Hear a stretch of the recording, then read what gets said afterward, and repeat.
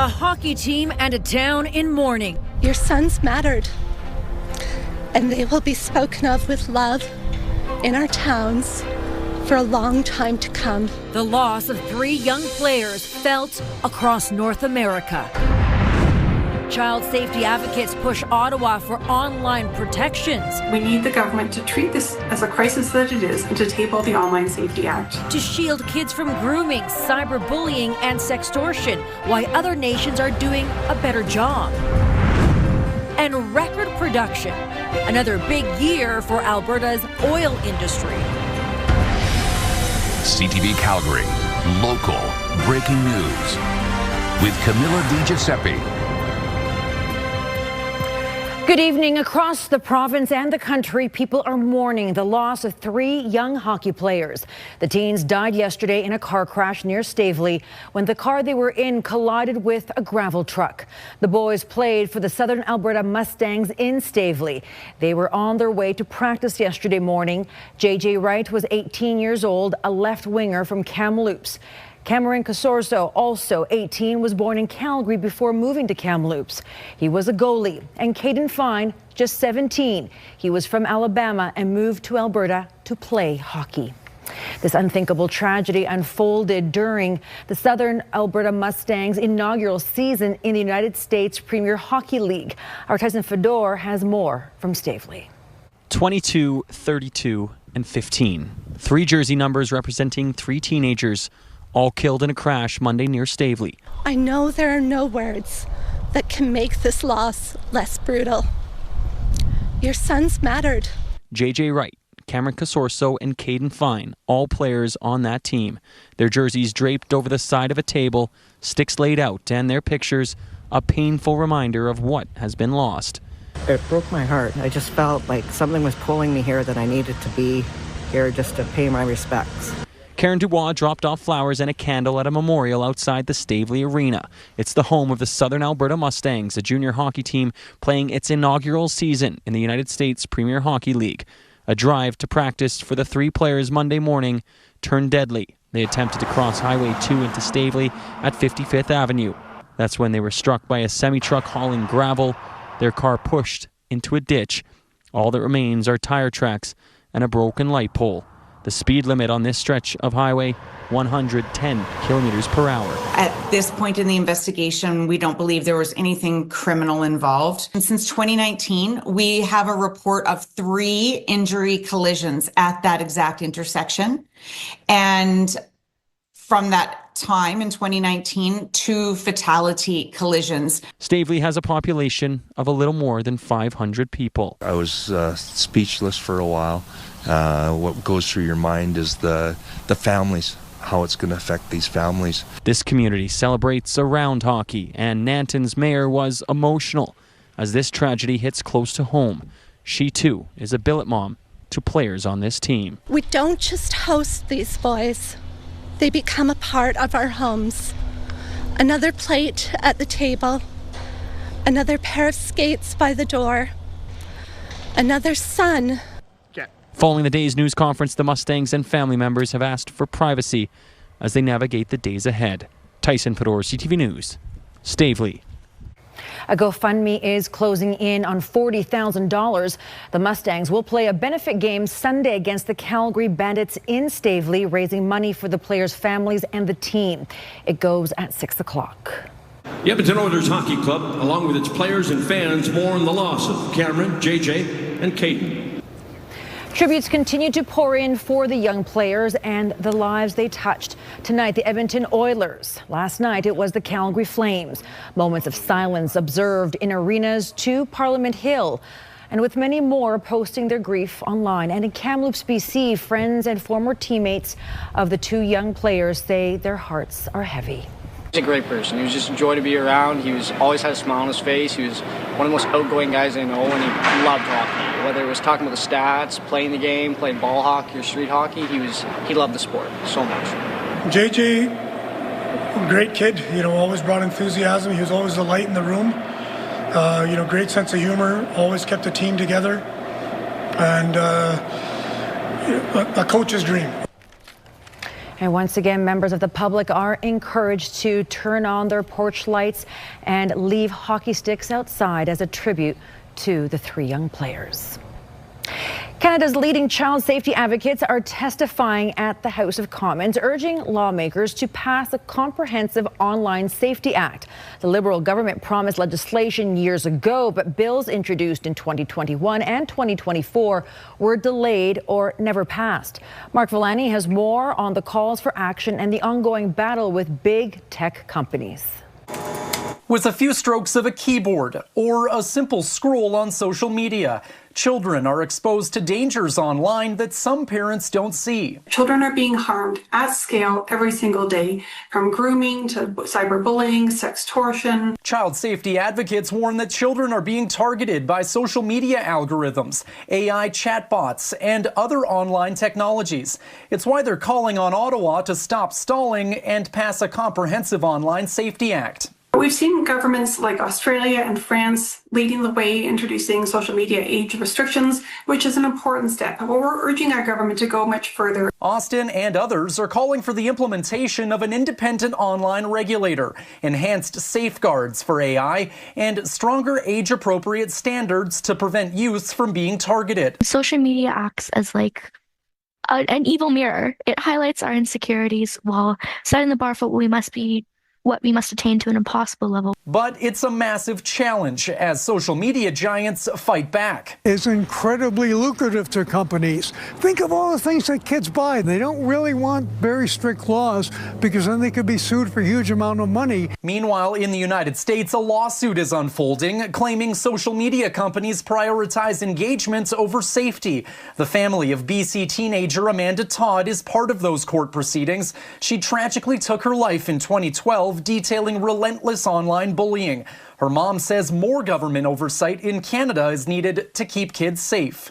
Because the cyberbullying and predatory behaviors also happen on communication apps like WhatsApp. A restriction is good, but who's going to monitor it? Canada's Heritage Minister says we all want our children to be safe as they navigate the digital world. Our government intends to act swiftly to better protect Canadians, and we'll have more details to share in due course. We don't need more studies. We have mountains of evidence. Mark Villani, CTV News, Calgary. A plan to add doctors to emergency rooms to help triage patients has been delayed. Hospitals Minister Matt Jones announced the role last month. It came after the death of a man who waited hours for care at the Grey Nuns emergency room in Edmonton. The program was supposed to start over the weekend. The head of the Alberta Medical Association says doctors want to participate. He says there are issues to be worked out, including pay, billing, liability, and paperwork. A spokesperson for the minister says they continue to work with the AMA and recruitment for the role is ongoing. The Blood Tribe in southern Alberta is declaring a state of emergency following a dog bite incident. The Blood Tribe is still investigating the incident to determine if full emergency powers will be exercised. For now, the nation will enforce its dog control bylaw to remove unsupervised dogs or dogs that have attacked a person unprovoked. Blood Tribe members are asked to be cautious and report any aggressive dogs. Charges are being laid after a large screen collapsed at an outdoor market last summer. 8 people, including a child, were injured when the 180-kilogram screen fell at the Naja Market Day event in late June. Police say the collapse was caused by improper setup and a failure to address changing weather and crowd conditions. 2 people are being charged with criminal negligence causing bodily harm.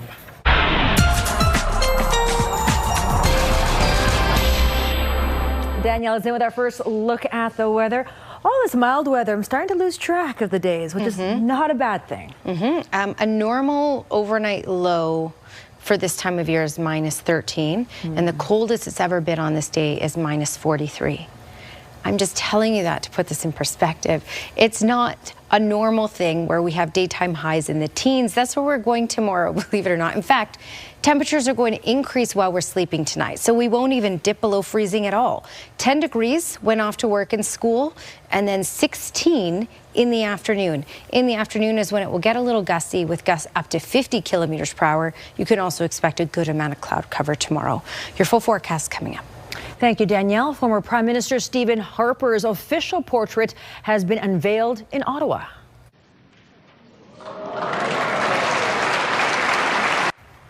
The ceremony took place at the Sir John A. Macdonald building. It was painted by Canadian artist Phil Richards, who has done many famous portraits over the years, including the Diamond Jubilee portrait of Queen Elizabeth II.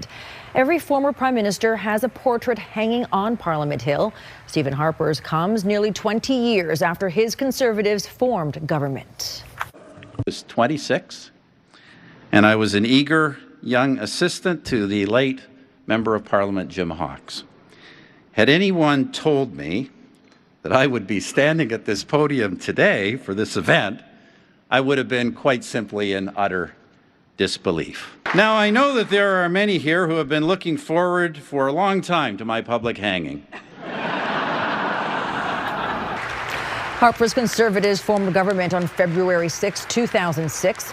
He stepped down in 2015 after his party lost the election to Justin Trudeau's Liberals. Next, some Alberta hunters say they want to be allowed to kill tundra swans. Conservationists fear trumpeter swans, a sensitive species, will be shot by mistake instead. You're watching CTV News, Calgary. 2025 was an up and down year for oil prices, but that did not slow down production in Alberta's booming industry. New numbers from the Alberta Energy Regulator show a new production record was set last year, thanks in large part to increasing capacity. Tim Brooke explains what it means for the economy and the future of a new pipeline. The work in Alberta's oil sands was relentless in 2025. And global markets are taking notice. People are paying attention now to the Canadian oil sector as a viable investment play. Helped along by increasing Asian demand, production in the province last year averaged 4.1 million barrels per day, about 4.2% higher than in 2024. It's a new record. People have been waiting to have market access, and when TMX started with 600,000 barrels a day of additional capacity, that made it easier for companies to turn up the screws a little bit and get more production out of existing projects. And the expansion isn't done yet. Southbow has signaled it would like to grow, and Enbridge and Trans Mountain will add capacity soon. The latter helped along by the provincial governments in Alberta and British Columbia. Still, experts believe more is needed. We'll eventually run into a situation where we just won't have sufficient pipeline capacity again. We don't know exactly when that's going to be, like the late 2020s or early 2030s. Unsurprisingly, Alberta's energy minister agrees. He tells us the province needs to increase capacity and build new pipelines to avoid bottlenecks in the system, which will hurt the value of our oil and trading confidence in our ability to deliver. Value is already on a lot of minds.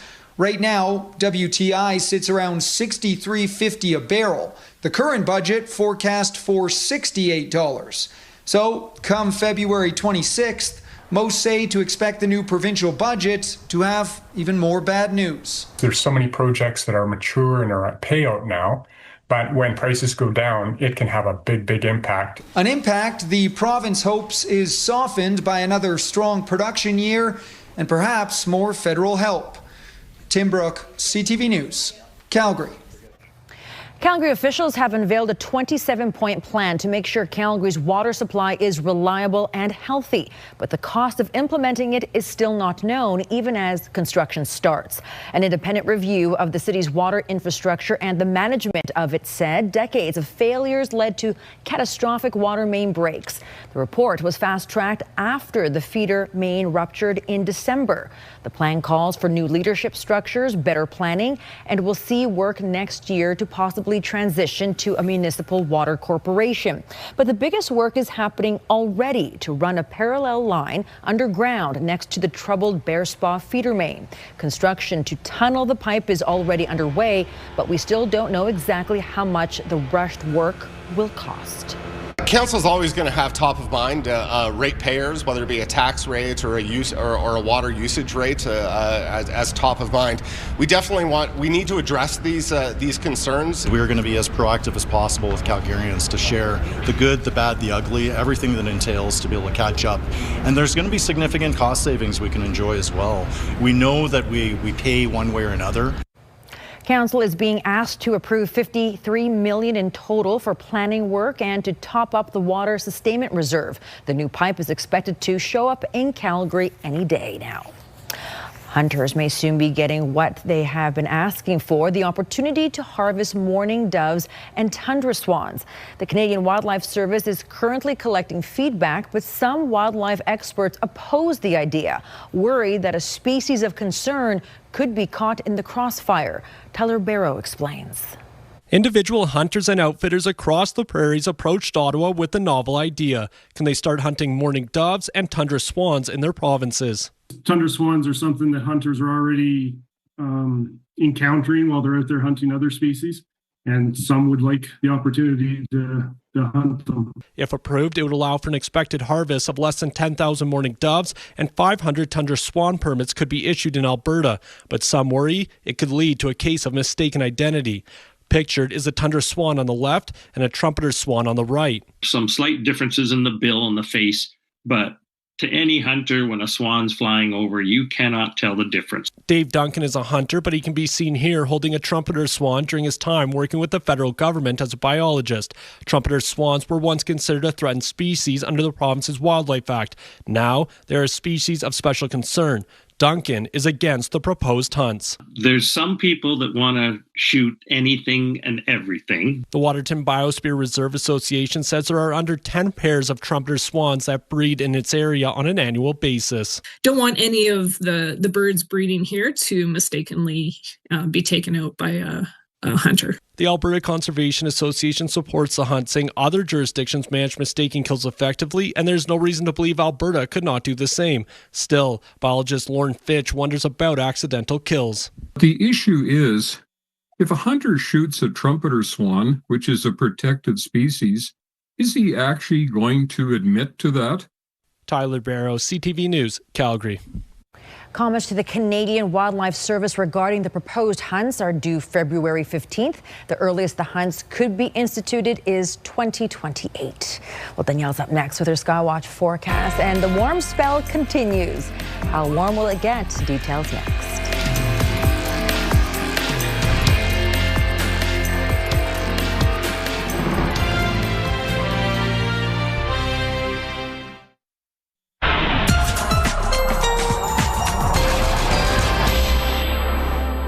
Well, yesterday in Calgary, we got up to 10 degrees. Today, we got up to 9 degrees. Tomorrow, into the teens. So this warming trend is really going up and up and up here. In fact, really for southern BC, southern Alberta, hot spots in the country for the last few days. And you can also see that out east, that cold trend has been continuing with that polar air just sinking in to eastern Canada. All right, upper air analysis. Here's that jet stream in the darker green here. And at this point, all the way up in the territories, this ridge of high pressure is getting set up. And we're going to be under this ridge of high pressure for the rest of this week. A ridge of high pressure promotes sinking air, stability. That means we're going to get a lot of sunshine later this week as this really starts to strengthen. We're getting this push of warm air from the south, and the temperatures will be able to build and build and build, which is why we'll be in the teens for the next few days in Calgary and many other southern Alberta communities. So just to play this through, the jet stream will remain to the north of us. We'll continue to get this warm air from the south, and that's why we're going to get potentially record-breaking highs in parts of southern Alberta for tomorrow. You can see in the cloud cover here, that's the edge of that ridge of high pressure, and this is shifting off to the east, so we'll be right under this for tomorrow. It will be gusty tonight. It will be gusty tomorrow in many communities. Calgary up to 50 kilometers per hour, and south of Calgary, 70, 80 kilometer per hour gusts possible. And that's going to also help increase the temperatures tonight while we're sleeping. And for tomorrow morning, we're going to kick off the day quite warm in all of southern Alberta. Another thing that this ridge of high pressure is going to do is it's going to redirect all the cloud cover and all the systems up and around us, because we're going to be so stable, and we'll see these clouds clear out after tomorrow, and we'll get lots of sunshine here. So this is how it looks in the long range forecast because of this. 16 degrees is our high for tomorrow. Again, mainly cloudy skies with some sunny breaks. Lots of sunshine for Thursday, Friday, and Saturday, with temperatures still in the teens. Even our overnight lows for the most part, will be above the freezing mark. And then Sunday, we dip a bit to 8 degrees, still well above normal because a normal daytime high is -1 for this time of year. So this warm stretch will continue for the next 10 days, but the warmest days of this warm stretch will be Wednesday, Thursday, Friday, and Saturday. All right, Danielle, thank you. UFC researchers turn to artificial intelligence, how they are using AI to detect a disease threatening fish in southern Alberta.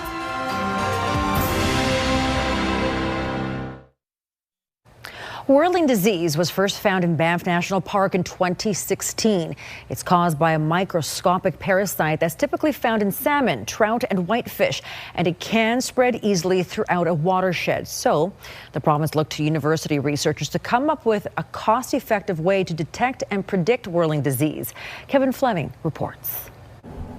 He's looking at a map of the Oldman River Basin. Alberta Environment and Parks came to Priya Ramazi in 2018 for help detecting whirling disease here. So at that time they had, I guess, less than 100 sample points because they need to send crew, they need to take samples, they need to take it to the labs or universities to test whether actually the parasite exists there or not. So it's very costly, and you cannot do that for everywhere around the watershed. Ramazi and a team of researchers from India, Iran, and the universities of Victoria and Alberta worked together to come up with an artificial intelligence model to track the presence or absence of the aquatic disease. AI models are typically very data demanding. So, for example, for face recognition, some of the models are run with like millions of faces. Now here we're talking about 100 samples only out of 100,000, so it's less than 0.01% or so. Whirling disease was first discovered in Johnson Lake, northeast of the Banff town site in 2016. Parks Canada lowered the water level and used gill nets to catch all the fish to prevent the spread. Russell Greiner wasn't confident the team could come up with an AI solution with so little data, but it was able to make surprisingly accurate predictions. What this analysis told us was just describing where it is right now, and maybe some degree of forecasting where it'll be tomorrow. That doesn't say anything by itself about how to prevent it or how to address it. Researchers say this was a one-off study, but could have a wider use. That can hugely impact the economy, the recreational fishery, and so on. Not just whirling disease, it can be, if the right data is given, it can work as an early warning signal for other diseases as well. Ramazi says the AI model could become a valuable tool for watershed managers around the world. Kevin Fleming, CTV News, Calgary. All right, that's it for us here at CTV News at 11:30. Thank you so much for watching. We'll see you soon. Have a great night.